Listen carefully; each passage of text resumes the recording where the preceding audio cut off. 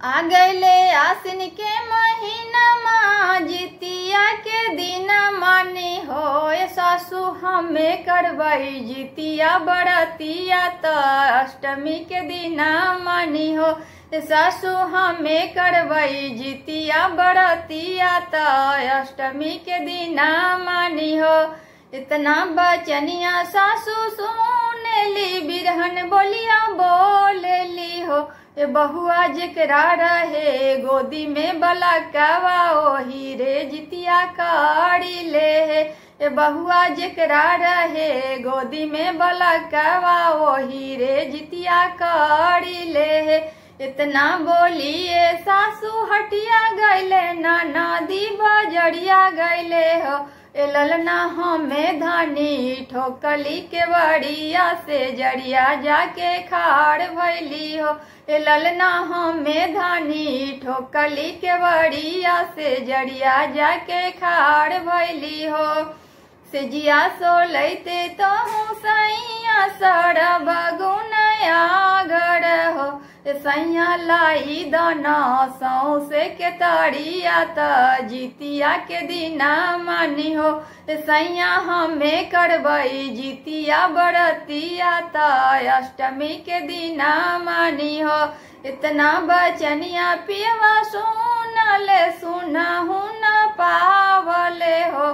पियवा लाई दिहले सौ से के ताड़िया त जितिया के दीना मानी हो ललना लाई दिहले सौ से के ताड़िया त जितिया के दीना मानी हो। धनिया कर ले हूँ जितिया बड़तिया त अष्टमी के दीना मानी हो।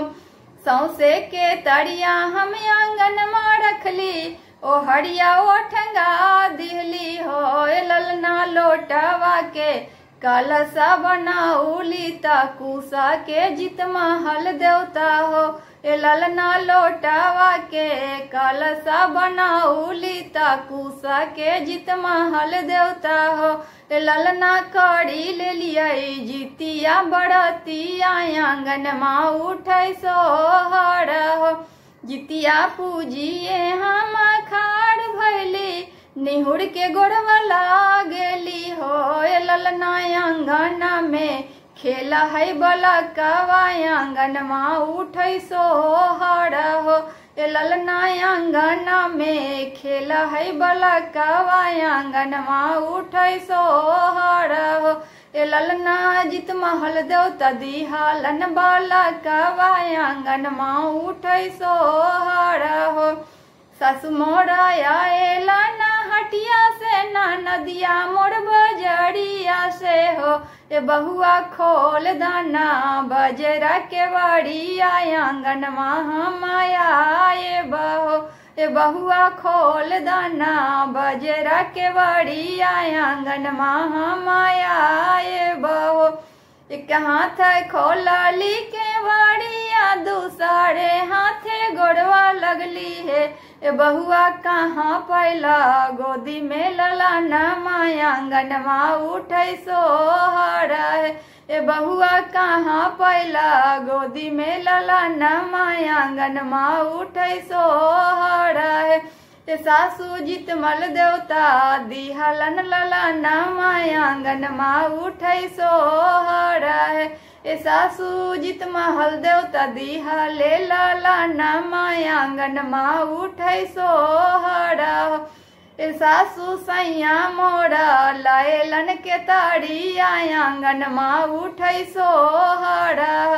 सासू आंगन में के ताड़ी ओ ठंगाईली कलसा बना दिलिये हो सासू कुश के बनाईली जित महल देवता कैली पूजा न मानी हो सासू जित महल देवता दिहले ललना आंगन माँ उठै सोहर हो।